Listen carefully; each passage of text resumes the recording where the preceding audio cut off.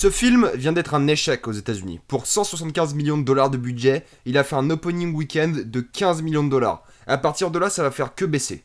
Mais s'il vous plaît, allez le voir.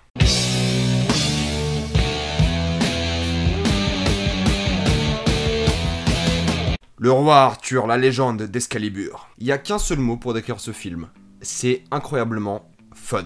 Guy Ritchie nous sort sa version du roi Arthur et c'est exactement à ce que vous attendez. C'est exactement Guy Ritchie en train de faire le roi Arthur dans une sorte de monde de low dark fantasy et c'est hilarant. C'est un film qui est génial parce qu'il est plein de bonnes idées, il est plein de trucs vachement intéressants, plein d'idées de mise en scène, il arrive à être drôle, il arrive à être entraînant, il arrive à être dramatique, il arrive à faire d'excellentes scènes d'action, il arrive à peu près gérer tous les points un peu partout. Et c'est juste tellement fun. Faut pas penser que c'est ce genre de film à la Fast and Furious ou Marvel où c'est que de la déconnade et de la débilité. Là c'est un film qui a vraiment du vrai drama, c'est peut-être léger, mais il y en a quand même. C'est un film qui a une partie très comique, il y a des scènes qui sont vraiment très drôles, ça reste léger, mais il y en a quand même.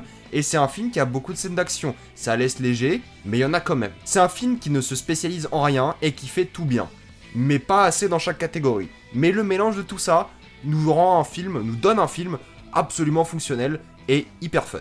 Il y a vraiment plein de choses à apprécier dans le film. Déjà, premièrement, c'est la mise en scène. Entre des scènes qui sont juste sublimes avec une très belle cinématographie, c'est juste très beau à voir, à des scènes qui sont entre shaky cam, dégueulasses et on comprend pas trop ce qui se passe, à des scènes qui sont mais d'une mocheté incroyable. Je sais pas ce qui se passe des fois. Des fois c'est juste génial, on comprend tout, il y a d'excellentes idées, et des fois c'est gris, marron, dégueulasse, on comprend rien et on sait pas ce qui se passe.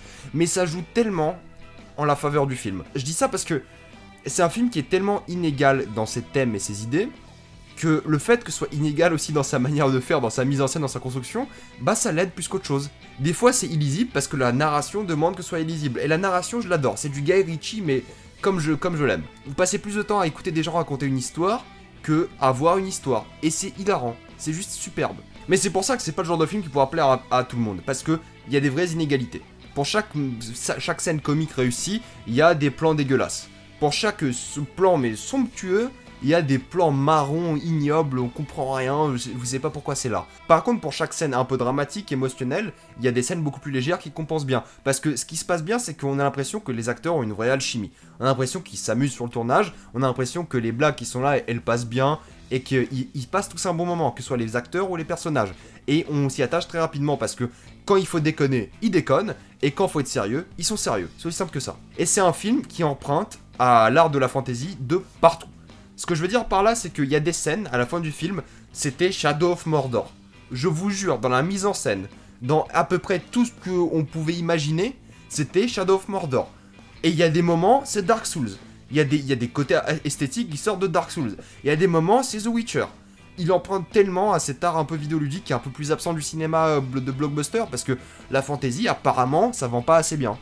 Pourtant, c'est superbe. Et les jeux vidéo, bah là, on voit bien le rapport entre ces jeux vidéo-là, Shadow of Mordor, Dark Souls, Witcher, et les séries télé. On voit plus de Vikings dans cette série que dans à peu près tout le cinéma blockbuster moderne. Ils osent faire de la fantasy en empruntant à des séries, en empruntant à des jeux vidéo, en empruntant à d'autres films, bien évidemment. Et c'est un Frankenstein, mais de pure folie. Parce que c'est de l'adrénaline, c'est fun, et quand c'est posé, c'est posé, quand ça doit être drôle, c'est drôle, et quand faut être à fond avec le personnage, on est à fond avec le personnage. C'est un film qui gère bien ses personnages, qui gère bien ses idées, qui gère bien ses thèmes, mais encore une fois, c'est des thèmes qui sont survolés par-ci par-là, c'est juste pour dire qu'on aborde ce thème vite fait, là, je vais pas vous spoiler. Mais de l'autre côté, on a des scènes d'action qui sont juste très divertissantes, on a des blagues qui marchent pour la plupart du temps très bien, et au final, on a un combo, un Frankenstein de plein d'inspirations différentes, une sorte de gros kiff à la fantasy, et qui va absolument être un échec commercial. Pour moi, ce film, c'est vraiment un prototype. Pour moi, c'est un film qui est fonctionnel, mais qui est pas extrêmement abouti. Il fonctionne, il est vraiment... ce qu'il fait, il le fait très bien. Mais on aurait pu faire mieux. On aurait pu aller plus loin dans le délire. On aurait pu être un peu plus posé, mais en même temps plus dramatique. Il y avait un bon mélange à gérer là. Et il le fait bien, mais c'est pas assez abouti. On ressent qu'il y a des lacunes, on ressent qu'il y a des problèmes dans les inégalités de mise en scène, dans les inégalités de la musique. Il y a des musiques qui sont entraînantes, qui sont mémorables, qui donnent envie de partir à l'aventure, à la guerre, et d'autres musiques qui sont là juste pour meubler. C'est un peu on passe du Seigneur des Anneaux niveau musique à Marvel, quoi. Le vide musical, juste parce qu'il fallait meubler la scène. Et c'est ça qui est dommage, c'est que il faut aller voir ce film quand même. C'est ça que je veux dire, parce que c'est un prototype pour quelque chose de plus grand. C'est une sorte de... J'ai envie de le comparer à plein de films. On peut le comparer à Monty Python, on peut le comparer au Seigneur des Anneaux, on peut le comparer à la série Vikings, on peut le comparer à plein de trucs. C'est un prototype de quelque chose qui a l'air plus grand. Je veux une suite à ce film. Parce que si Guy Ritchie pousse vraiment ce concept jusqu'au bout, ça peut être excellent.